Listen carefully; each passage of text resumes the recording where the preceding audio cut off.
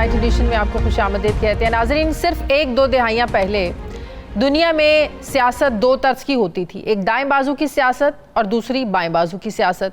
मजहब और रिवायात को लेकर चलने वालों को कंजर्वेटिव यानी दाएं बाजू के हामी कहा जाता, जबकि जो नए ख्यालात जिद्दत को जो कबूल करने वाले थे उनको बाएं बाजू की सियासत प्रोग्रेसिव कहा जाता। लेकिन नई जो दुनिया है इसने नई सियासत और इसके नए नए अंदाज मुतारिफ करवा दिए हैं। अब हर सियासत में एक विलन ज़रूर होता है, बनाना भी पड़ता है, और इसकी ज़्यादतियों की निशानदही करके उनके खिलाफ अपनी बहादुरी साबित करके अवाम के दिल जीते जाते हैं। जिद्दोजहद दिखाई जाती है, सख्तियाँ सहनी पड़ती हैं, जेलें काटनी पड़ती हैं, अवामी हमदर्दी जीतना पड़ती है, फिर बनता है एक मकबूल बयानिया।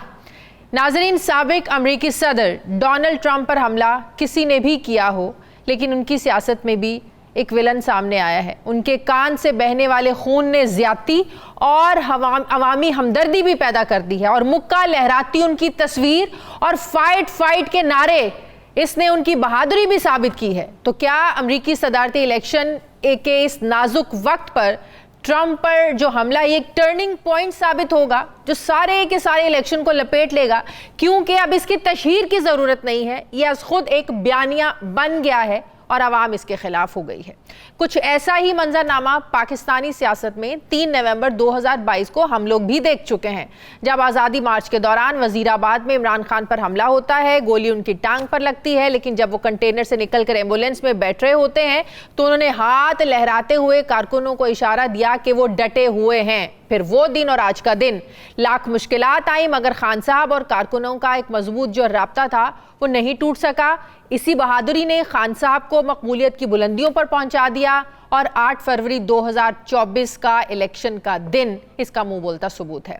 डोनाल्ड ट्रंप पर हमले करने वाला अगरचे वहीं मारा गया, लेकिन वो हमला करने से पहले अपना एक बयान रिकॉर्ड करवा कर गया। जो इन्फॉर्मेशन सामने आ रही है, जो सोशल मीडिया पर एक वीडियो भी चल रही है जिसमें वो कहता है कि इसे रिपब्लिकन यानी ट्रंप की पार्टी से नफरत है। वही डोनाल्ड ट्रंप के बेटे ने वहीं पर बयान दिया कि मेरे वालिद अमेरिका को बचाने की जंग से पीछे नहीं हटेंगे। ये हमला क्यों हुआ, किसने करवाया, इस पर तहकीकात जारी है, लेकिन सवाल ये है कि ट्रंप पर हमले के अमरीकी सदारती इंतखाबात पर क्या असरात होंगे। ट्रंप की चेहरे से बहता जो खून के साथ मुक्का लहराने वाली तस्वीर है, ये बाइडन की इंतखाबी मुहिम के खिलाफ क्या अज खुद एक बयानिया बन गई है? सवाल ये भी है, अमेरिका की सियासत का बदलता मंजरनामा पाकिस्तानी सियासत को कैसे अपने लपेट में ले सकता है? इवन कि पूरी दुनिया में सियासत को हम देख रहे हैं। ये जो साल है 2024 का, इंडिया में इलेक्शंस होते हैं, बरतानिया में इलेक्शंस होते हैं, पाकिस्तान में इलेक्शंस होते हैं, अमेरिका में इलेक्शंस होने जा रहे हैं।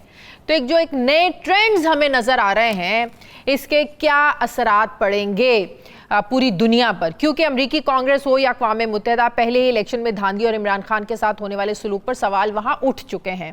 दूर ना जाएं, कल क्या हुआ ये भी सबके सामने है। इमरान खान और उनकी अहलिया बुशरा बीबी को इद्दत निकाह केस में बरियत मिलती है, अदालत रिहाई का हुक्म देती है, मगर उन्हें रिहा नहीं किया जाता। नैब की टीम उनकी नए तोशाखाना केस में गिरफ्तारी डालती है। फिर हमें राना सनाउल्लाह की बात जो वो सच होती नजर आती है, क्योंकि उन्होंने कहा था कि हुकूमत खान को अंदर रखने की हर मुमकिन कोशिश करेगी। लेकिन सोचने वाली बात यह है कि अदालतों से जैसे इमरान खान और उनकी पार्टी को रिलीफ पर रिलीफ मिल रहा है, क्या हुकूमत अब ज्यादा अरसे खान साहब को जेल की सलाखों के पीछे कैद कर पाएगी? नए गिरफ्तारियां, नए मुकदमे ऐसे ही रहे तो हुकूमत क्या अवामी दबाव के साथ साथ इंटरनेशनल प्रेशर भी आ सकता है? जो बात हमेशा मुशाहिद हुसैन सैयद साहब करते हैं कि इससे पहले कि हमें अमेरिका से कॉल आ जाए, खान साहब को रिहाई मिलनी चाहिए, एक हीलिंग टच होना चाहिए। इसी पर मैं बात करूंगी। मुझे ज्वाइन कर रहे हैं सेनेटर मुशाहिद हुसैन सैयद साहब, मुस्लिम लीग नून से आपका ताल्लुक़ है, बैन अल-अक़वामी उमूर पर गहरी नज़र रखते हैं। अस्सलाम वालेकुम, बहुत बहुत शुक्रिया मुशाहिद हुसैन सैयद साहब आपका। सर, आज का हमला, जब आपको ये खबर मिली कि जब आपने देखा कि डोनाल्ड ट्रंप पर हमला हो गया है, तो पहला सवाल आपके जहन में क्या आया? क्या एनालिसिस था आपका? अस्सलाम वालेकुम शाजिया साहिबा और आपके व्यूअर्स को बड़ा अस्सलाम वालेकुम। और मैं समझता हूं कि आज 14 जुलाई को डोनाल्ड ट्रंप ने 5 नवंबर का इलेक्शन जीत लिया है। मैं तो खैर पहले भी प्रेडिक्शन कर चुका था कि वो नेक्स्ट प्रेसिडेंट है, बाइडन फारग है, और आपको याद होगा कि 2016 में भी सबसे पहले मैंने पाकिस्तान में प्रेडिक्शन की थी कि डोनाल्ड ट्रंप आ रहा है। हाँ, कि उस वक्त के मैंने इस्टेब्लिशमेंट को भी बताया था, लेकिन वो मानने को तैयार नहीं थे, वो किसी और दुनिया में थे। मैं कहा वो आ रहा है, तैयारी करें उसके आने की। तो ये तो आज वाजे हो गया। और जैसे आपने भी फरमाया अपने रिमार्क्स में कि वो जो फोटो है मुक्के वाली, खून भी बह रहा है चेहरे से, वो एक दलेर आदमी की निशानदाही करता है। फिर जो लोग उसके बेस है, जो लोग अनडिसाइडेड या इंडिपेंडेंट्स हैं, वो भी इससे बड़े मुतासर होंगे, हमदर्दी का वोट होगा। और फिर कुछ लोग जो साजिशी सोच रखने वाले हैं, कंस्पिरेसी थियरीज, वो ब्लेम करेंगे उनके अपने डीप स्टेट को, उनके जो लॉयलिस्ट हैं ट्रंप वालों के। हालांकि उसमें शायद हकीकत तो नहीं है, लेकिन वो ब्लेम करेंगे क्योंकि एक बहुत बड़ी सिक्योरिटी फेलियर तो हुआ है अमेरिकन सिक्योरिटी निज़ाम में कि एक बंदा जो बड़े आराम से छत पे चढ़ रहा, जिसको लोगों ने देखा भी, उसको टाइम भी मिला और वो छत क्लियर नहीं हुई थी और बड़े सुकून से उसने गोली चलाई, तो इसका मतलब है उनका सिक्योरिटी सिस्टम और जो इंतजामात है वो फेल हो गए हैं। तो ये एक बहुत तारीखी, बहुत बड़ा वाकया हुआ है जिसके आज अमेरिकन सियासत का मंजरनामा तब्दील हो गया है। और हम अगर सदर ट्रंप की तैयारी करें तो उसके काफ़ी बैनुल-अक़वामी मुज़ामरात होंगे। जिस तरीके से इमरान खान को पकड़कर, बालों से पकड़कर और एक तरह से घसीट कर डाला गया, वो तस्वीर आज तक लोगों को याद है। और उसी तरीके से हमने देखा उसी दिन लोगों के जो जज्बात थे उभरना शुरू हो गए। तो आपको लगता है अब ये सिंपैथी वोट होगा जो 8 फरवरी को यहाँ पे पाकिस्तान में भी हमने देखा, जो एक पार्टी के साथ हुआ, और अब जो अमेरिका में ट्रंप के साथ हो रहा है, मुमासलत देखते हैं आप इसमें? जी, मैंने तो आज ट्वीट भी ये किया है कि बड़े इंटरेस्टिंग बात है कि सदर ट्रंप और वज़ीर आज़म इमरान खान में काफ़ी चीज़ें कॉमन हैं। जब से उनको निकाला गया, उनके ख़िलाफ़ केसेस बने, दोनों जगह, अमेरिका में भी पाकिस्तान में भी। उनके ख़िलाफ़ मीडिया ट्रायल भी हुआ, इल्ज़ामात भी लगे, दोनों को रिलीफ भी मिला। अमेरिकन सुप्रीम कोर्ट ने रिलीफ दिया ट्रंप को, इधर सुप्रीम कोर्ट ऑफ पाकिस्तान ने रिलीफ दिया PTI को, और कोर्ट्स ने भी रिलीफ दिया, और दोनों ने फेस किया ये असैसिनेशन अटेम्प्ट और बहादुरी से उसका मुकाबला किया। तो ये चीज़ें बड़ी वाज़ेह हैं और दोनों की मकबूलियत बढ़ गई है आगे से। तो ये मैंने बड़ा वाज़ेह है कि कंपैरिजन, तो ये मैंने लिखा था कि ट्रांस एटलांटिक कमराडरी, कि वो अटलांटिक के बियॉन्ड हैं, शुमाली अमेरिका में और इधर पाकिस्तान में हैं। तो ये चीज़ काफ़ी कॉमन है। और पॉलिटिक्स में ऑप्टिक्स और इश्यूज़ के ऊपर ख़ास मौके पर क्या रवैया होता है आपका और आप किस तरह रिएक्ट करते हैं, वो फिर तारीख का रुख तब्दील कर देती है। और आज अमेरिका पॉलिटिक्स में ये बहुत बड़ा एक वाकया हुआ है जिसने ट्रंप का जो है सिक्का जमा दिया है आज। सही मुशाहिद साहब, हम देख रहे हैं कि ये जो एक ट्रेंड सामने आ रहा है, अब जैसे मैंने अपने इंट्रो में भी कहा कि 2024 जो है वो दुनिया में इलेक्शंस का साल है। इंडिया में इलेक्शंस हुए, पाकिस्तान में हुए, बरतानिया में हुए, अमेरिका में होने जा रहे हैं। तो एक जो हमें एक ट्रेंड भी नजर आ रहा है और जिस तरीके से रिजल्ट्स आ रहे हैं बियॉन्ड एक्सपेक्टेशंस, एक एंटी एस्टेब्लिशमेंट। आप यूके देख लें, आप इंडिया देख लें, आज जो अमेरिका में वाकया हुआ, आप ईरान देख लें, आप टर्की देख लें, जो लोकल काउंसिल का इलेक्शन हुआ और वहाँ वो हार गए। तो ये जो ट्रेंड आ रहा है, ये क्या असरात डालेगा? कोई नई सियासत सामने आ रही है, कोई नए, आपको क्या लग रहा है, क्या चेंजिंग्स आ रही हैं दुनिया में? ये बिल्कुल जी, मैंने भी इसका तज्जिया यही किया कि ये एक बहुत बड़ा एक ग्लोबल एंटी एस्टेब्लिशमेंट ट्रेंड है। लोग सिस्टम से, लोग स्टेटस को से, लोग जो रवायती सियासतदान हैं उनसे तंग आए हुए हैं और वो लोग तब्दीली चाहते हैं, तब्दीली से जिससे उनके अपनी ज़िंदगी में कोई फ़ायदा भी हो, फ़र्क भी पहुंचे, और वो बिजनेस एज यूजुअल नहीं चाहते। आप ये देख लेना कि इंडिया में भी मोदी जो है उनकी एस्टेब्लिशमेंट का चीफ था, वो इलेक्शन हार गया, 303 सीटों से 240 रह गए। अब तो उसको कोalition पार्टनर्स पर गुजारा करना पड़ा है। हमारे यहाँ भी 8 फरवरी को एक एंटी एस्टेब्लिशमेंट वोट था। आपने मालदीव्स देखा, छोटा सा जजीरा है, उन्होंने इलेक्शन लड़ा, इंडिया आउट, हालांकि इंडिया की फौज मौजूद है मालदीव्स में, वो इलेक्शन जीत गए और प्रेसिडेंट बन गए मोहम्मद मुइज़। और आप फिर देखें, आपने सही कहा, टर्की में भी जो काउंसिल इलेक्शंस हुए उसमें एर्दोगान की पार्टी हार गई, और ईरान में भी एंटी एस्टेब्लिशमेंट वोट था। फिर ऋषि सुनक, उसको फारग कर दिया उन्होंने, और बाइडन को वैसे भी जो एस्टेब्लिशमेंट का बड़ा ख़ास नुमाइंदा कई और वॉर मॉन्गर बल्कि मैं कहूँगा, उसको भी फारग कर दिया अमेरिका में। तो ये ट्रंप पहला अमेरिकन प्रेसिडेंट होगा जॉन एफ कैनेडी के बाद जो एक अमेरिकन एस्टेब्लिशमेंट की नुमाइंदगी नहीं करता, and he is a independent person.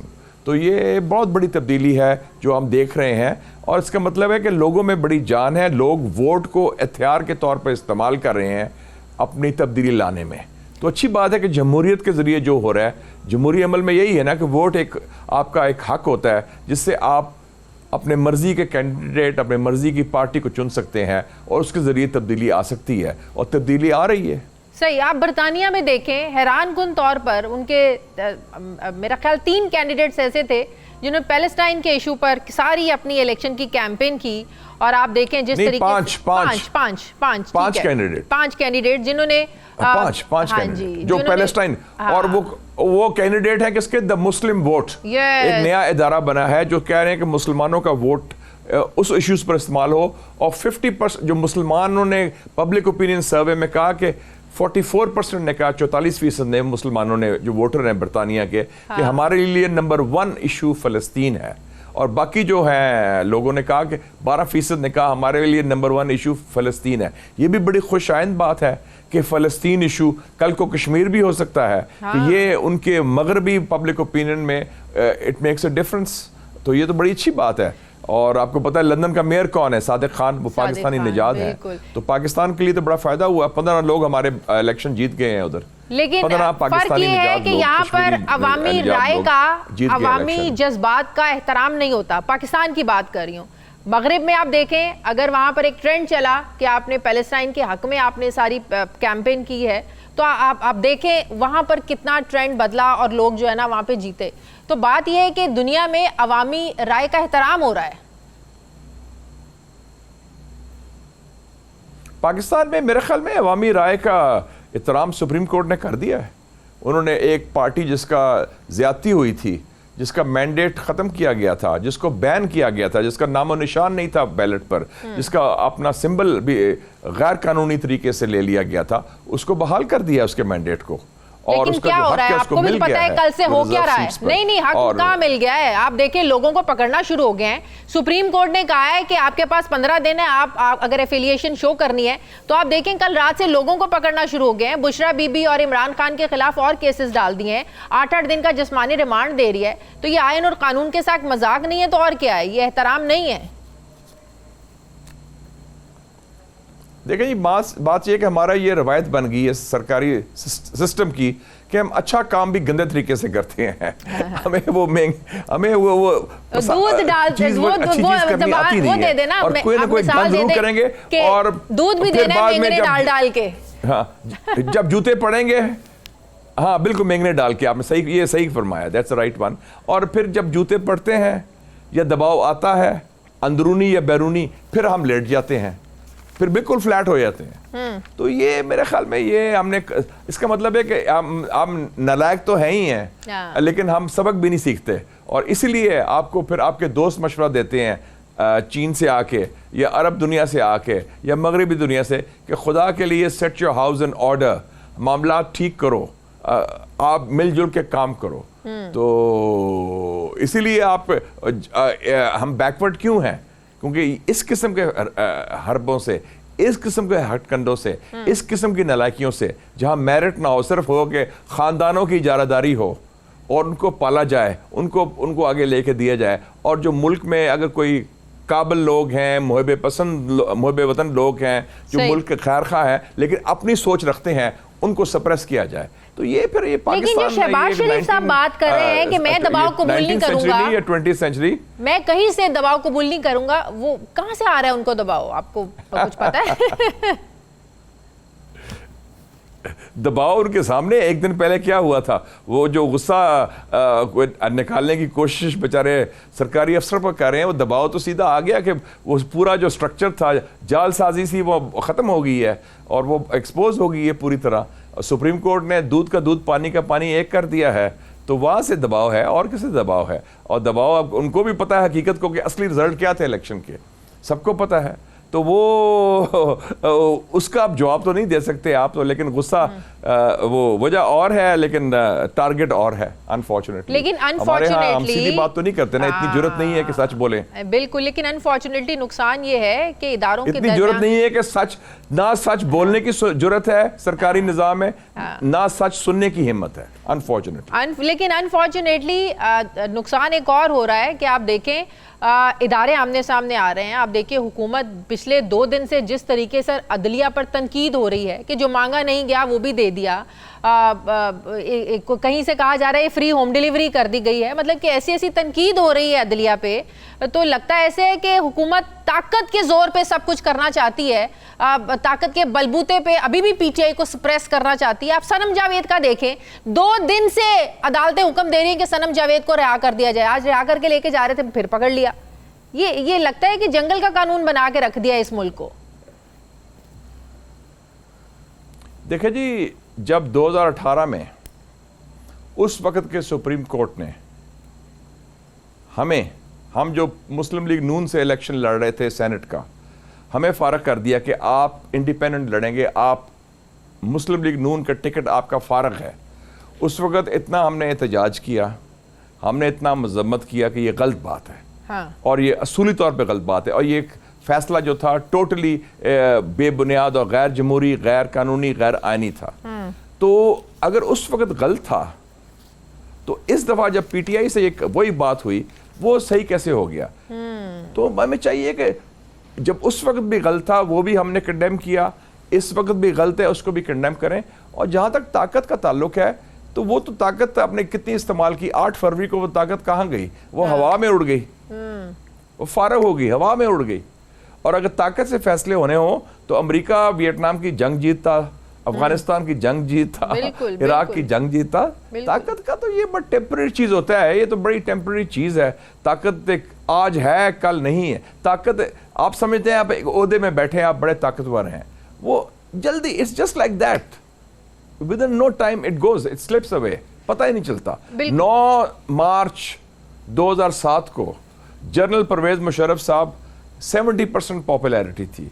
दुनिया के मकबूल तरीन लीडर 2 थे उस वक्त 70% में, एक प्रेसिडेंट पुतिन रशिया के, एक जनरल मुशर्रफ। उन्होंने चीफ जस्टिस इफ्तिखार चौधरी को निकाला, दूसरे दिन चीफ जस्टिस इफ्तिखार चौधरी को देख के दिए गए, बाल नोचे गए।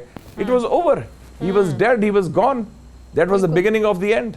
बिल्कुल, इतनी पावरफुल रजीम का वो क्या हुआ, वो सारा ताकत खत्म होगी। तो ये ताकत जो है ना, ये वो तकब्बर जो है ना, ये अल्लाह ताला को भी पसंद नहीं है। हम कहते हैं मैं बड़ा ताकतवर हूँ, ताकतवर एक ही ज़ात है अल्लाह ताला की।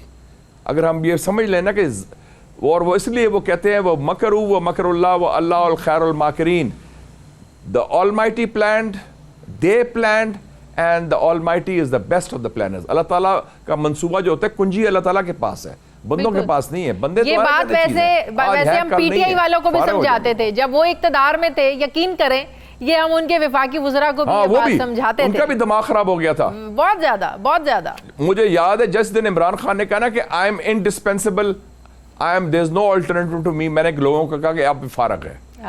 कोई बंदा इंडिस्पेंसिबल नहीं होता, हर एक का अल्टरनेटिव होता है। उन्होंने कहा ना कि मैं जिस दिन मैं आ जाए कि मैं बस अकले कुल हूं और मैं सबसे ताकतवर हूं, you are gone, you are dead. तो ये हमारा जो डाउनफॉल भी होता है हर हुक्मरान का, हर सिस्टम का, उसकी बुनियाद जो कुरान शरीफ में है तकब्बर। बिल्कुल सही, वो शैतानी एक खसूसियत है, एरोगेंस, ह्यूब्रिस। अमेरिका का जवाल क्यों हुआ है? अमेरिका का जवाल इसलिए हुआ है कि वो तकब्बर था कि हाँ हम बड़ी सोल सुपर पावर है, हम जो चाहे कर सकते हैं। अल्लाह ताला ने कहा नहीं, there is a power bigger than you. और छोटा सा एक मुल्क है अफगानिस्तान, उन्होंने तिया पांचा कर दिया, रूस का तिया पांचा किया, फिर अमेरिका का किया। तो ये हम सबक सीखें जी, हिस्ट्री जी, ये कोई रॉकेट साइंस नहीं है, ये कोई बड़ी कोई खास बात नहीं है। आप नवाज शरीफ साहब की सियासत को बखूबी समझते हैं। अब तक जो उनकी खामोशी है, वो पार्टी सदर भी बन गए, उसके बावजूद भी उनकी जो खामोशी है वो दबे दबे अल्फाजों में कहते भी हैं। आपकी मुस्कुराहट बता रही है कि आप बड़ा कुछ जानते हैं इस खामोशी के पीछे। इस खामोशी की वजह क्या है? देखिए जी, एज अ खैर खा ऑफ मियाँ साहब, मैं जब मियाँ साहब 21 अक्टूबर को आए, उनसे 3 महीने पहले मैंने पहले कह दिया था कि मियाँ साहब को चाहिए कि वो वज़ीर आज़म बनने की ख्वाहिश तर्क कर दें, चौथी बार वो सदर बन जाए। सदर वो बन सकते हैं और वो supreme commander of the arm forces होंगे, हेड ऑफ स्टेट होंगे बड़े आराम से।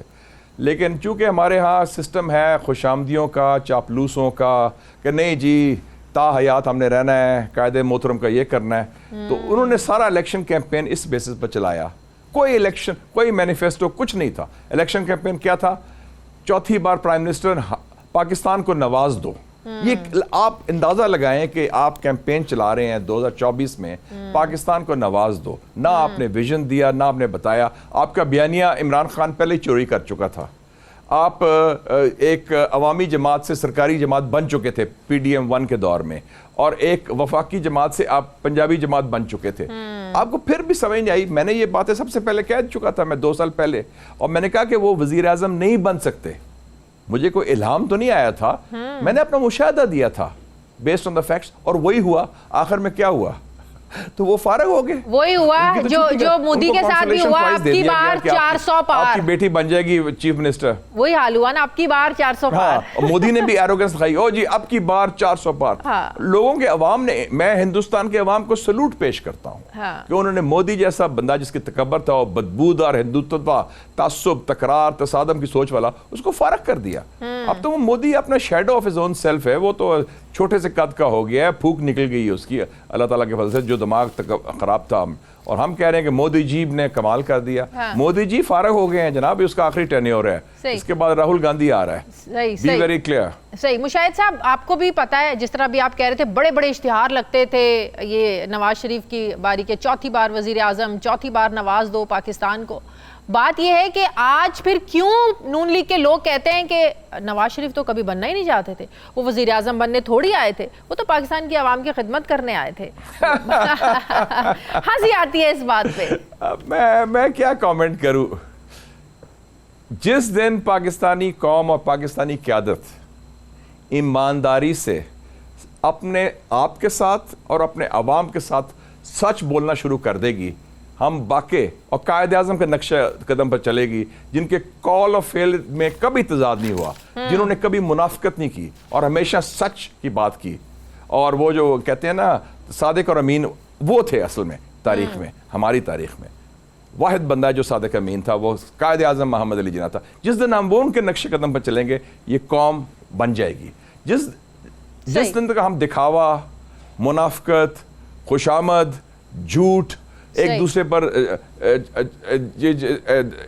चक्कर चलाना, उधर से जो असल दिल में बात है वो कहनी नहीं, और जो बात कहते हैं वो दिल में नहीं है, ये छोटी मोटी ये हरकतें, ये लो लेवल बातें हैं। मेरे ख्याल में हम जरा ग्रो करें, पाकिस्तान के मसले हल करें, और जरा तो ये तो फिर आपकी पार्टी नून लीग के लिए भी बड़ी अनफॉर्चुनेट सी बात है कि आप जैसे जीरक सियासतदान, जिनके मुशाहिदात से हर कोई वाकिफ है, आपके जो तज्जिए तबसरे होते हैं हर कोई वाकिफ है, वो लोग फायदा अगर नहीं उठा सके तो मैं तो इसको अनफॉर्चुनेट ही कहूंगी मुस्लिम लीग नून के लिए।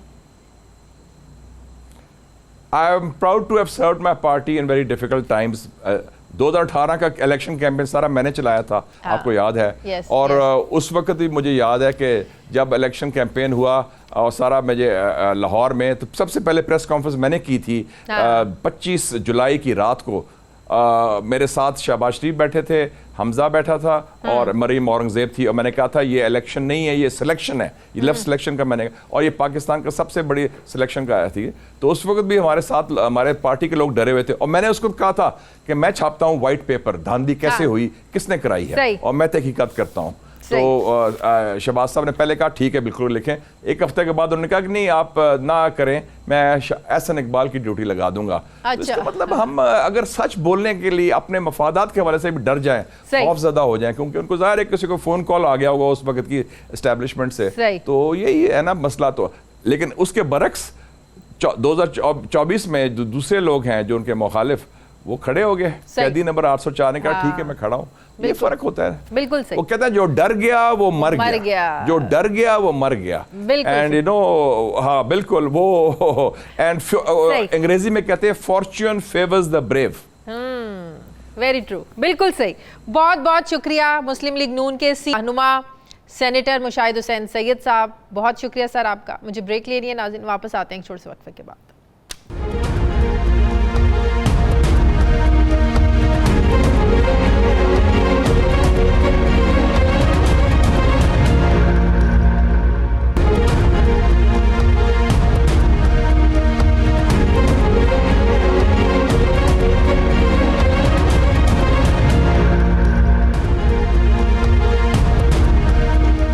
के बाद एक बार फिर से आपको खुशामदीद कहते हैं। नाजरीन, जब से मखसूस नशिस्तों पर सुप्रीम कोर्ट का और इद्दत निकाह केस का फैसला आया है, तब से हुक्मरान इत्तेहाद ने अदलिया के खिलाफ एक नया महाज खोल रखा है। मुस्लिम लीग नून हो, पीपल्स पार्टी हो या फिर MQM के रहनुमा, मुसलसल अदालती फैसले पर न सिर्फ क्रिटिसिज्म कर रहे हैं, तनकीद कर रहे हैं, बल्कि जजिस की गैर जानिबदारी पर भी सवाल उठाए जा रहे हैं।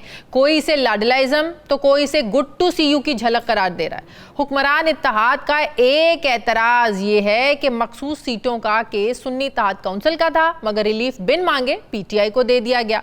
दूसरा एतराज़ ये है कि अदालती फैसले में आइन के आर्टिकल 51 और आर्टिकल 106 की तशरीह होने की बजाय आइन को ही रीराइट कर दिया गया, जबकि PTI की दलील ये है कि सुप्रीम कोर्ट ने मुकम्मल इंसाफ करते हुए इलेक्शन कमीशन की जो ज्यादतियां हैं उनका अजाला किया है। हुकूमत इस मामले को पार्लियामेंट ले जाने की तैयारी कर रही है, जिसके बाद फुल कोर्ट फैसले के खिलाफ नजरसानी अपील दायर करने या ना करने का फैसला होगा। सवाल यह है कि अदलिया के खिलाफ हुकूमती महाजराई का नतीजा क्या निकल सकता है। जैसे PDM हुकूमत ने पिछले साल सुप्रीम कोर्ट के 14 मई 2023 को इलेक्शन करवाने के फैसले के खिलाफ करारदाद मंजूर की थी, कि आप दोबारा शहबाज शरीफ साहब की हुकूमत कोई ऐसा इकदाम कर सकती है? हुक्मरान जमातों के लोग जिस तरह बढ़ चढ़ कर अदालती फैसलों पर जजिस के हवाले से बोल रहे हैं, क्या इनके खिलाफ तौहीन अदालत की कार्रवाई भी अमल में लाई जा सकती है? दूसरी तरफ इमरान खान एक एक करके तोशाखाना केस, साइफर केस और अब इद्दत निकाह केस में बाइज्जत बरी हो चुके हैं, रिहा नहीं हो रहे हैं, क्योंकि नैब ने उनके नए तोशाखाना केस में गिरफ्तारी डाल दी है और आज 8 रोज़ा जिस्मानी रिमांड भी ले लिया। अब सवाल उठ रहे हैं कि क्या किसी शख्स को एक ही नौयत के केस में बार बार गिरफ्तारी और बार बार सज़ा हो सकती है? तोशाखाना केस में इमरान खान को जनवरी में सज़ा हुई, जिसे इस्लामाबाद हाई कोर्ट ने अप्रैल में मुअत्तल किया। क्या नैब इसी केस में किसी दूसरे सिरे से एक ही शख्स को दोबारा से पकड़ सकता है? सवाल ये भी है कि क्या इमरान खान का जेल में रहना हुकूमती बका का जामिन है? क्या नए केसेस आला अदलिया के सामने ज़्यादा देर टिक पाएंगे? मैं बात करूँगी, इसी पर मुझे ज्वाइन कर रहे हैं माहिर कानून बैरिस्टर चौधरी एतजाज़ एहसन साहब। अस्सलाम वालेकुम, बहुत बहुत शुक्रिया चौधरी साहब आपका। चौधरी साहब, अभी राना सनाउल्लाह साहब को मैं एक टेलीविज़न पर सुन रही थी, वो फरमा रहे थे कि हमें लगता है और हम ये समझते हैं कि इमरान खान जो है, इनकी पार्टी जो है वो अफरा तफरी फैलाती है, ये फितना फैलाते हैं, इन्होंने फैलाना है तो इमरान खान ये जेल में ही रहेंगे। चंद रोज़ पहले भी राना सनाउल्लाह साहब ने कहा था कि हुकूमत जिस हद तक मुमकिन कोशिश हुई इमरान खान को जेल में रखा जाएगा। आपको लग रहा है कि हुकूमत जो है वो इदारों के साथ तसादुम की तरफ बढ़ रही है? एक चीज़ मैं पहले अर्ज़ कर दूं, आज जिस बात पे बड़ा अभी खबर में देखी है और बड़ा दुख हुआ है, और उस पे मेरा ख्याल है कि इस ख़ास मामले पर तो पाकिस्तान पीपल्स पार्टी को स्टैंड लेना चाहिए नून के और हुकूमत के सामने बड़े वाज़े तौर पे, क्योंकि पाकिस्तान पीपल्स पार्टी की रवायत ये रही है कि 2 मरतबा बीबी शहीद वज़ीर आज़म हुई, अब दूसरी मरतबा आसिफ जरदारी साहब सदर मुमलिकत हो रहे हैं, जो एक नया रिकॉर्ड है और बड़े वाज़े अंदाज में वो सदर हुए हैं मुंतखब। और इन चारों अहदों में चौथा अहद तो शुरू हो रहा है। इससे पहले एक पीपल्स पार्टी का अहद शहीद जुल्फ़िकार अली भुट्टो के सरबराही में भी रहा है। अब बीबी शहीद की दोनों हुकूमतें और आसिफ जरदारी साहब के पूरे 5 साल पहली हुकूमत के, पहली सदारत के, पीपल्स पार्टी का ये फ़ख्र है कि हमने कोई सियासी कैदी नहीं रखा, कोई से। आसिफ साहब 5 साल सदर रहे, वो आउट ऑफ द वे जाके अपोजिशन को सपोर्ट करते रहे। उन्होंने ये कह दिया शुरू में ही कि हम 4 साल सियासत नहीं करेंगे, आपको हुकूमत को बिल्कुल करने देंगे, आप आराम से हुकूमत करें, हम सियासत 5वें साल में करेंगे जब इलेक्शंस का दौरा होना शुरू होगा।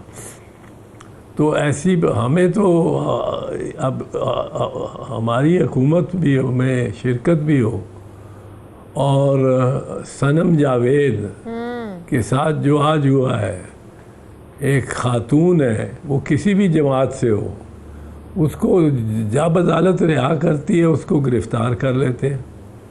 अब ये एक नई रीत डाल दी है नून लीग की हुकूमत ने। सही। ये मैं पीपल्स पार्टी से तो इसको जोड़ ही नहीं सकता, क्योंकि पीपल्स पार्टी में सनम जावेद मतलब दूसरे दिन आज़ाद हो गई होती। बिल्कुल। Women empowerment act peoples party ने पास किया, जिसके तहत सहूलत दी ख़वातीन को ज़मानत की। अब ये गवर्नमेंट जो है, ये नवाज़ शरीफ की और शहबाज शरीफ की और बीबी मरियम की, ये एक ख़ातून को मतलब है आज़ाद देख ही नहीं सकते। और आज जिस तरह उसको नोच के और लोगों से, माँ बाप से और उसमें पुलिस की गाड़ी में बिठाया जा रहा था, मैं उस पर आफरीन कहता हूँ उस खातून पे, सनम जावेद पे, कि वो मुस्कुराती गई। बिल्कुल। अब ये इस किस्म का ये तो सारी फैमिली जो वहाँ इकट्ठी हुई थी उनके सामने उठा के लेके गए। मियाँ साहब कहते रहते हैं कि, और मरियम बीबी भी, कि मियाँ साहब के सामने मुझे गिरफ़्तार किया। यहाँ तो सारे माँ बाप बहनें भाई जो भी उसके कज़न वज़न सब थे, फ्रेंड, उनके सामने उसको उठा के ले गए। तो ये पहले तो मैं इसकी बड़ी मज़म्मत करता हूँ, और मेरा ख़्याल है कि पाकिस्तान पीपल्स पार्टी, मैं उनकी तर्जमानी नहीं कर सकता, पर मेरी उम्मीद है कि पाकिस्तान पीपल्स पार्टी इसमें अपना रोल प्ले करे, मतलब है रोल प्ले करेगी और इस पे हतमी पोजीशन लेगी। इस पे तो बड़ी इस किस्म का ख़वातीन के साथ हमारी हुकूमत में, तो जो बेनज़ीर शहीद की पार्टी है उसकी हुकूमत में तो ऐसे नहीं होना चाहिए। बिल्कुल सही। और उम्मीद है कि आप ये मशवरा भी देंगे, ज़्यादा पीपल्स पार्टी में आपके दोस्त भी हैं, सब हैं, आप मशवरा भी देंगे। दूसरा, क्या हुकूमत आपको लगता है तसादुम की तरफ बढ़ रही है? हुकूमत जो इस वक्त प्राइमरी उनका मकसद जो है ना, कि सबकी निगाहें इधर उधर लगी रहें, उन लाशों में ना जाएं जो लाशें उनके हर MNA, हर MPA जो पंजाब से नून लीग की टिकट पे मुंतखब हुआ है, उसके सहन में एक लाश ताज़ा दफन जिंदा दरगोर लाश है, और वो उससे तवज्जो हटाना चाहते हैं हर लिहाज से। वो चाहते ही नहीं कि फॉर्म 45 की तरफ नज़र जाए उनका, और वो सक्सेसफुल कामयाब हो रहे हैं इसमें, क्योंकि ना PTI ना कोई दीगर कोई इसको सीरियसली नहीं ले रहा, जो कि सबसे सीरियस चैलेंज है इस वक्त नून लीग को। सबसे सीरियस चैलेंज वो जो फॉर्म 45 जो ख़ुद इलेक्शन कमीशन ने अपलोड की थी चंद माह पहले, और वो नवाज़ शरीफ की, शहबाज शरीफ की, मरियम बीबी की या ख्वाजा आसिफ की, जिनमें इतने कांटे ओवर राइटिंग हुई भी थी।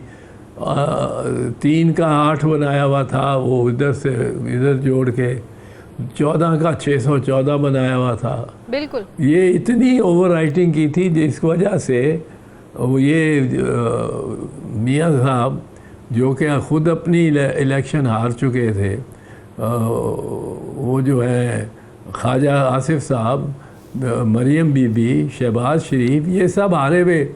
ये फॉर्म 45 को जनाजा का निकाल के उसको दफन करके और फिर फॉर्म 47 पे ये आसरा और सहारा करते हैं, और सिर्फ फॉर्म 47 पे। इस पे मैं आपको फ़र्क बता दूं, फॉर्म 45 जो है वो फॉर्म होती है जिसमें एक तरफ ऊपर सारे उनका नाम होते हैं कैंडिडेट्स, जो कैंडिडेट्स हैं, और वर्टिकली जो है वो सारे पोलिंग स्टेशंस के नंबर वाइज होते हैं। 264 पोलिंग स्टेशन है तो 264 से ये जो लाइनें मिलती हैं हर एक खाने में, हर कैंडिडेट का किस पोलिंग स्टेशन पे क्या कितने वोट पड़े हैं वो आ जाता है। और इधर से हर पोलिंग स्टेशन पे हर कैंडिडेट को कितने मिले हैं। अब ये कुल जो इसका हर पोलिंग स्टेशन पे जो हर कैंडिडेट का वोट है उसका हासिल जो कुल है वो फॉर्म 47 में लिखा जाता है, सिर्फ बाकी नहीं, डिटेल नहीं लिखी जाती। फॉर्म 47 में वो कुल जो एक ही फिगर होता है हर कैंडिडेट का, उसमें आप कहते निकालते हैं कि जी जो पोलिंग स्टेशन से ये उम्मीदवार रिजल्ट है, अलिफ हाँ, है हाँ। वो हाँ नहीं, और उसके कुल वोट चूँकि इतने ज़्यादा है, उसके ज़्यादा है, उसके 80,000 हैं और दूसरे नंबर पे 60,000 है, तीसरे नंबर पे 40,000, तो 80,000 वाला जीत गया। तो वो सिर्फ 80,000, 60,000, 40,000 लिखा जाता है। अब ये कहाँ से बनता है? टोटल लिया जाता है फॉर्म 45 से। बिल्कुल। अब फॉर्म 45 जो इन्होंने भरे, जो पहले दिन भरे गए, उसमें ये सारे हार गए। अब मियाँ साहब, आपको याद होगा कि मियाँ साहब विक्ट्री स्पीच देने के लिए आ गए थे और वहाँ उससे उनको इतला मिली कि विक्ट्री स्पीच तो नहीं, जो रिज़ल्ट निकल रहे हैं आपके और दूसरी पार्टियों के, आप तो बड़ी बुरी तरह शिकस्त खा रहे हैं। बिल्कुल। और ये फॉर्म 45 वो जेन्युइन वो फॉर्म 45 बन गई, उनमें से सारे टोटल होते गए।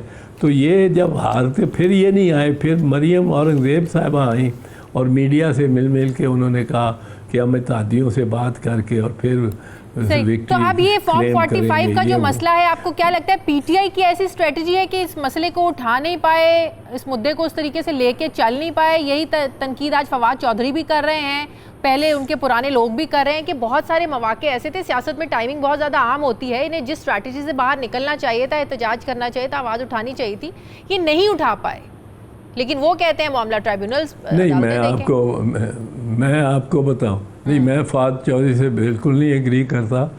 इस टीम ने जो पीटीआई के केसेस लड़ती रही है टीम, इन्होंने कमाल किया है। अभी तक तो इनको कोई शिकस्त हुई नहीं किसी तौर भी, और इन्होंने ये भी जो केस जीता है, ये मखसूस नशिस्तों वाला, सीटों वाला, सुन्नी इत्तेहाद खुसूसी नशिस्तों वाला, ये भी इन्होंने बड़ी मेहनत और बड़ी इसके पीछे उनकी बहस और वो सब कुछ है।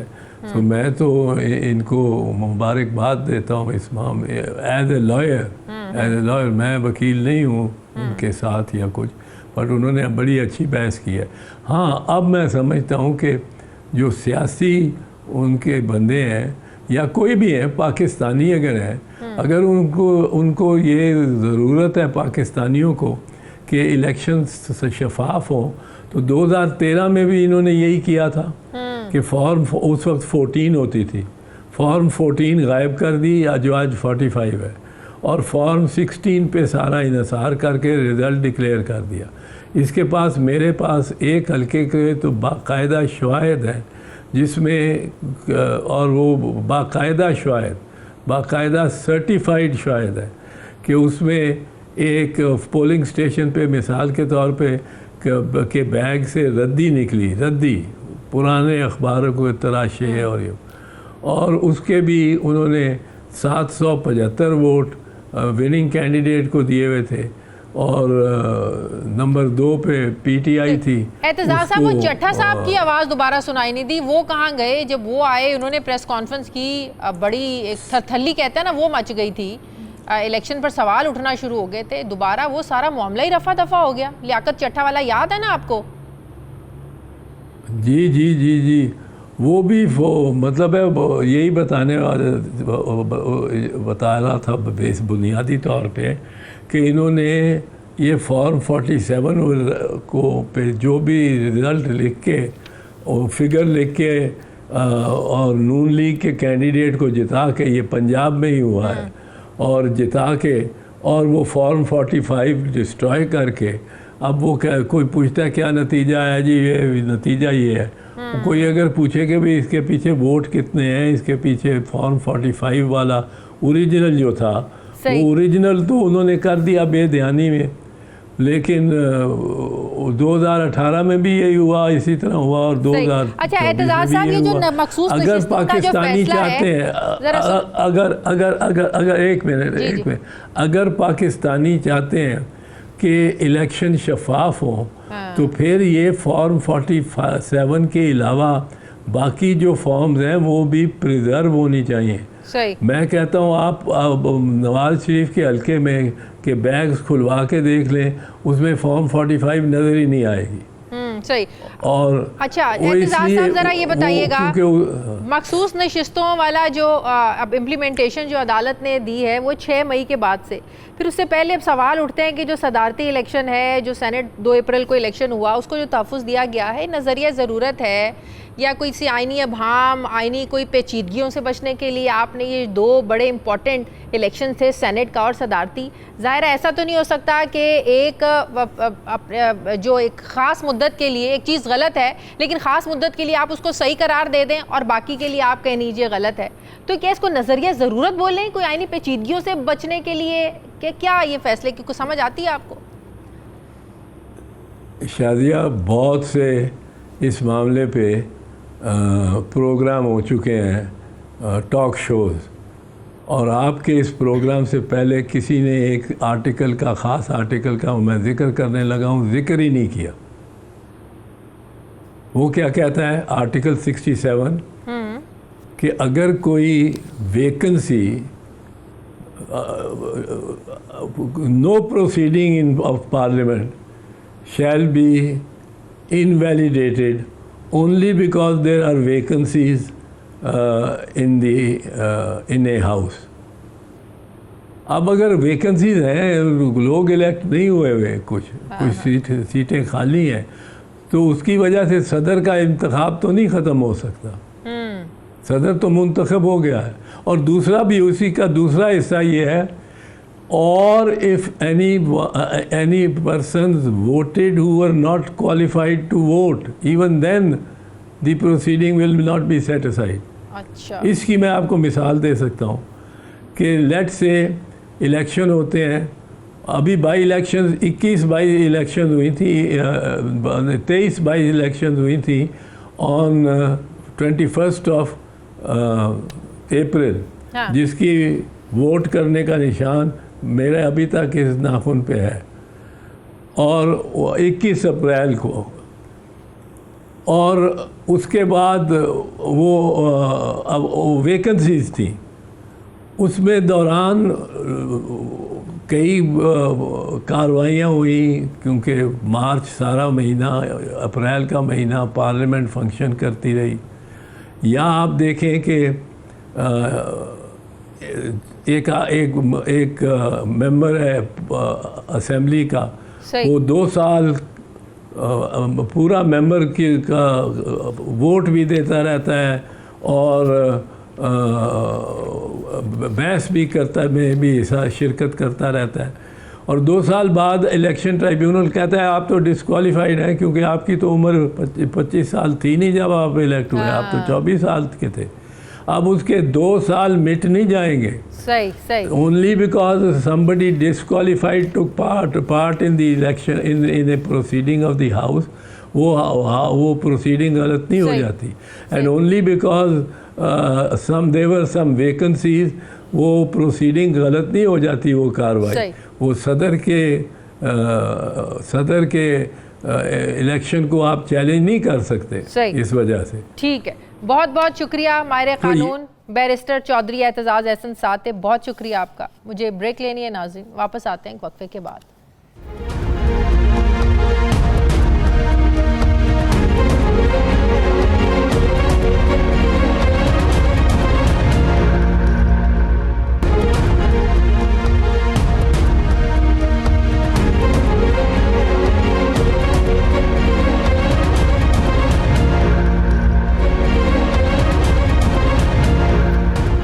ब्रेक के बाद एक बार फिर से आपको खुशामदीद कहते हैं नाज़रीन। पिछले 2 दिन में अदालतों से पीटीआई को मिलने वाले बड़े रिलीफ और फिर इमरान खान की दोबारा गिरफ्तारी ने जो एक पॉलिटिकल टेम्परेचर है एक बार फिर से इसको बढ़ा दिया। बज़ाहिर ऐसे लग रहा है कि तहरीक इंसाफ जितनी भी कानूनी जंगें जीत लेगी, मगर इमरान खान की रिहाई तब तक मुमकिन नहीं है जब तक वो कबूलियत का सर्टिफिकेट ना ले लें।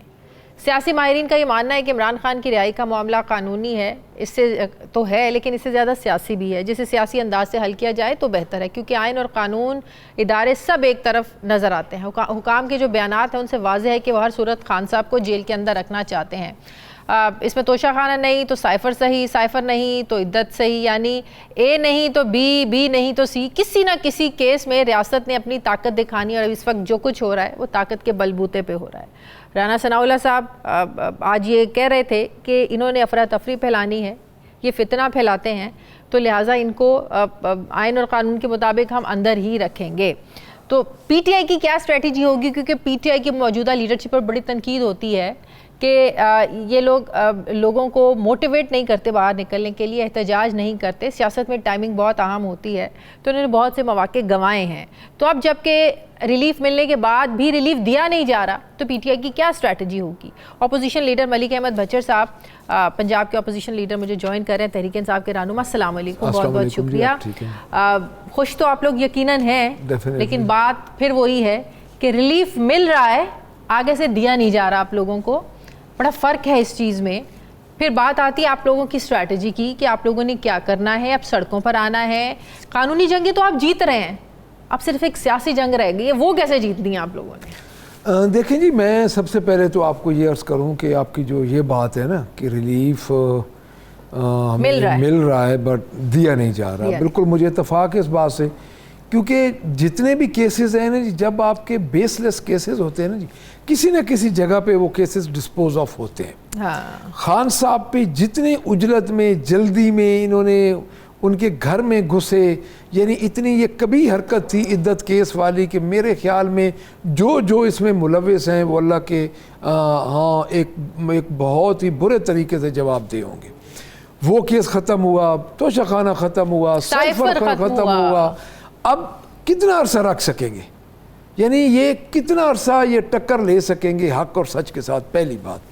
दूसरी बात ये जी कि खान साहब की रिहाई इस वक्त नौश्ते दीवार बन चुकी है मेरे ख्याल के मुताबिक, क्योंकि खान साहब के अब इन्होंने जो 9 मई के कुछ केसों में गिरफ्तारी डाली है, अब तोशा खाना के नए केसेस में डाल दिए, तोशा खाना के नए केसेस में डाल दिए। वो सिर्फ यही है कि अगर ट्रायल हमें टाइमली सही मिलता गया, यानी ये ना हुआ कि जिस तरह डिलेइंग जस्टिस डिनाइंग जस्टिस होता है, तो मेरा ख्याल है कि खान साहब की 2 माह से ज़्यादा की मुझे नहीं लगता कि ये रख सकेंगे, जो मेरी अपनी ज़ाती नहीं। कल जो फैसला है उसके बाद तो आज उनकी रिहाई बनती थी, आज रिहाई बनती थी, बट वो रोककारी ऑर्डर जारी हो गए भाई। 2-4 जो वो 9 मई के जो सो कॉल्ड केसेस थे उसमें उन्होंने गिरफ्तारी डाली, इधर से वो बेल बिफोर अरेस्ट जो थी उनकी वो इधर से कैंसिल हुई, सिर्फ लाहौर से। हाँ, वो तो मुस्तरद हो गई, वो मुस्तरद हुई, तो उसकी वजह से अब देखें खान साहब जब एक प्रोसेस शुरू हुआ, वो प्रोसेस शुरू हुआ 9 अप्रैल से जब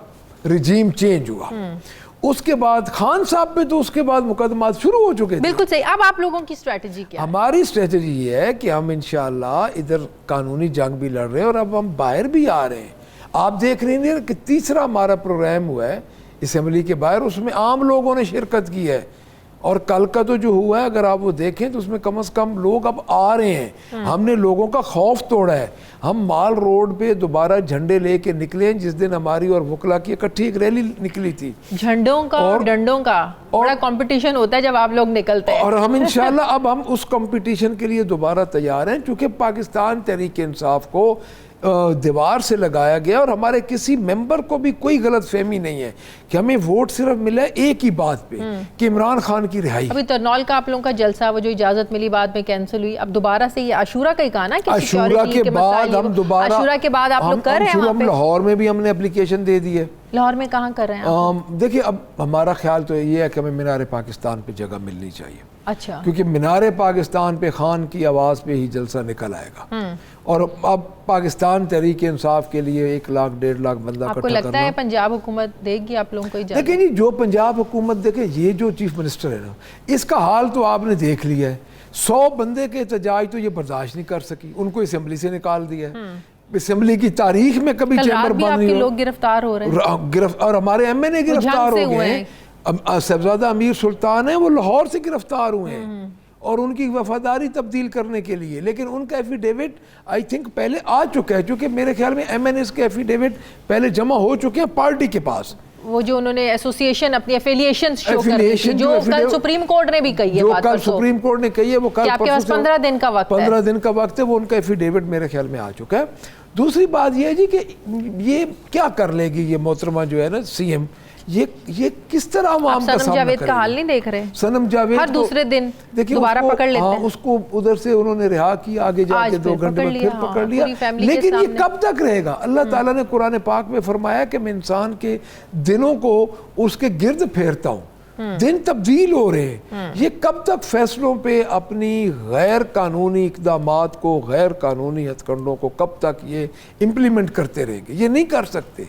थोड़ा अरसा रह गया है, कुछ अरसे बाद जो इनके इम्प्लीमेंट करने वाले इदारे हैं वो खुद ब खुद इनसे पीछे हट जाएंगे। तो मेरा नहीं ख्याल कि ये जो खान साहब को ये रख सकेंगे। और तो आप लोगों की अब मुकम्मल स्ट्रेटजी तैयार है? क्योंकि आप लोगों को हम बड़ी अशूरे तनकीद के बाद होती जा है रहे हैं। कि हम आप अशूरे लोगों के को एक बाद तो 8 एहतजाज- फरवरी के बाद फौरन आप लोगों को करना चाहिए था। फिर देखिए मैं अर्ज करता हूँ कि 8 फरवरी के बाद भी आप ठीक कह रही हैं, लेकिन अब जो मौका है ना हमारे पास, अब हमें आशूरा के बाद, मुहर्रम के बाद हमें बाहर निकलना चाहिए और हम निकल रहे हैं। क्योंकि इसके अलावा हम दीवार के साथ लग बाहर गए। निकलते हुए 25 मई का दिन नहीं भूलना। देखिए मैं आपको एक अर्ज करूँ, हमारे साथ बड़े बड़े दिन हुए हैं। यानी अगर आप गिने ना जी 9 अप्रैल से लेके, तो अगर हम दिनों को गिने तो जितने 25 मई, फिर 9 मई, 9 मई और पता नहीं क्या क्या, 31 अगस्त भी हुआ था 2014 में, वो भी आपको याद होगा। तो पीटीआई को बड़ा इन्होंने तोड़ने की कोशिश की है। आपको याद होगा कि जब 2002 में मुशर्रफ ने मुस्लिम लीग नून को तोड़ने की कोशिश की थी और तोड़ा था, तो इनके सिर्फ 17 एमपीए बने थे। और इतने मुश्किल दौर में पाकिस्तान तहरीक इंसाफ के 108 एमपी आए हैं। तो मेरा नहीं ख्याल, और 2 करोड़ अभी जब आपको ये आपकी जो मखसूस नशिस्तें हैं जो आपको मिल जाएगी, आप लोग तो बड़ी जमात बन जाएंगे। हमारा जी मेरा ख्याल 100 है कितना नंबर हो जाएगा? 114? हमारा जो टोटल 114 15 नंबर नहीं हो जाएंगे। नहीं हमारा जो हमारा आप सवाई मखसूस नहीं मैं फेडरल की बात 116 के करीब हो गया। 114 116 इतने के करीब हाँ, होगा। हाँ जी। तो हुकूमत बनाने की पोजीशन में तो जाहिर है अब फिर भी आप लोग नहीं होंगे अनटिल अनलेस पीपल्स पार्टी से कोई बात बन जाए आप लोग। देखिए मैं आपको बात करता हूँ पीपल्स पार्टी और देखिए पाकिस्तान तहरीक इंसाफ की ये थोड़ी कामयाबी है कि 2 ऐसी जमातों को कि जिन्होंने इतने ज़ातियात एक दूसरे पे हमले किए, जिन्होंने मोहतरमा बेनज़ीर के फ़ोटोज़ हेलीकॉप्टर से गिराए, और ये दोनों इकट्ठे हो गए। यानी मशरिक और मगरिब को पाकिस्तान तो मौलाना साहब तहरीक के साथ भी मशरिक और मगरिब वाला हिसाब था जो आप लोग इकट्ठे होने की बात कर मौलाना रहे साहब हैं। के साथ देखिए मैं बताता हूँ, मौलाना साहब के साथ हमारा इख्तलाफ था और कई बातों पे इख्तलाफ अब भी होगा, बट इस लेवल पे हमारा नहीं था। देखिए जमातें जो होती हैं ना, जमातों के साथ मुज़ाकरात के दरवाजे भी खुले पीपल्स होते हैं। पार्टी के साथ मिलकर नो कॉन्फिडेंस मूव कोई लाई जा सकती है? नहीं, मेरा नहीं ख्याल कि हम इन 3 जमातों के साथ कोई बात करेंगे। उसकी वजह यह है कि हमारा मैंडेट इन्होंने चोरी किया हुआ है, MQM के साथ और पीपल्स पार्टी के साथ और मुस्लिम लीग नून के साथ। इस वक्त तक कोई ऐसी बात नहीं है कि इन तीनों जमातों में से किसी एक जमात के साथ हम कोई नहीं, बात अगर नए इलेक्शंस में आप लोगों ने जाना है, अगर जो आप लोग खान साहब भी अंदर जेल में बैठ के बात करते हैं कि बात ही तभी होगी नए इलेक्शंस कराएं, हमारे लोगों को छोड़े, हमारे मुकदमात खत्म करें, हाँ जी। तो नो कॉन्फिडेंस मूव तो पीपल्स पार्टी के साथ मिलकर बाकी जमातों नहीं, के साथ नए इलेक्शंस की तरफ चले। पीपल्स पार्टी और मुस्लिम लीग नून के बस में नहीं है ना जी, हम उनके साथ बात क्यों करें? पीपल्स पार्टी सुई आप लोगों की वही अड़ी हुई है, इनसे बात नहीं करनी, बात उधर करनी है आप देखिए लोगों ने, जो बात आपके हमने साथ नहीं उधर करना नहीं, चाहते। हमने उधर भी नहीं करनी। जब ये बाख्तियार होके आ जाएंगे, इनके पास अख्तियार होगा इन दोनों जमातें के बाद, अभी देखिए अभी तो इनके पास अख्तियार ही नहीं है बातचीत करने का, ये तो उनके मुसल्लत किए हुए मोहरे हैं। देखिए बात ये है ना जी, प्रेसिडेंट कौन है? Peoples party, chairman senate peoples party, governor 2 सूबों के पीपल्स पार्टी के पास हैं। वो कैसे नो कॉन्फिडेंस हमारे साथ मिलके करेंगे? क्योंकि उन्होंने जो केक कटा है, उस केक में से अपना हिस्सा लिया, हाँ, हिस्से ले लिया, बस ये बात है। ठीक है। वो हमारे साथ ना यहाँ और ना यहाँ जो कि हमारे मैंडेट चोर हैं, तो हम उनके साथ क्यों करें? खान साहब अगर बाहर आ जाते हैं तो फिर वही एहतजाज और धरनों की मेरे सियासत ख्याल में खान साहब अगर बाहर आ गए ना तो एहतजाज की जरूरत ही नहीं तो क्या रहेगी। होगा? Within तो आपको 1 लगता है month कि प्लेट नया पे रख के election सब कुछ दे देंगे? न- क्या नया इलेक्शन की तरफ चले इलेक्शन की जाएंगे? तरफ मुल्क चला जाएगा, क्योंकि मुल्क कैसे? बाहर कैसे? बाहर आ जाएगा, तो वही तो कह रही हूँ। बेकाबू हो जाएंगे इनसे, मुल्क इनसे बेकाबू हो इसलिए वो जाएगा। खान साहब को बाहर नहीं लाना चाहते। नहीं, बाहर खान साहब इंशाल्लाह आ जाएंगे, क्योंकि जो ताकत क्योंकि आप लोग अफरा तफरी फैलाना चाहते हैं। जो ताकत बाहर लाने वाली है ना जी, जो ताकत वो इनकी बस में नहीं है। अल्लाह की ज़ात जो फैसले हो रहे हैं ना, सही। ऊपर से एक ताकत है जो फैसले कर रही है, और खान साहब को इंशाल्लाह वो जल्दी बाहर लेके आए। बहुत बहुत शुक्रिया। Opposition leader Punjab assembly Malik Ahmad Khan Bhachar Sahab मेरे साथ हैं, बहुत शुक्रिया आपका। प्रोग्राम का वक्त खत्म हो गया, नाज़रीन फीडबैक दें। अपना ख्याल रखें, मुझे इजाज़त दें, अल्लाह हाफ़िज़। Thank you.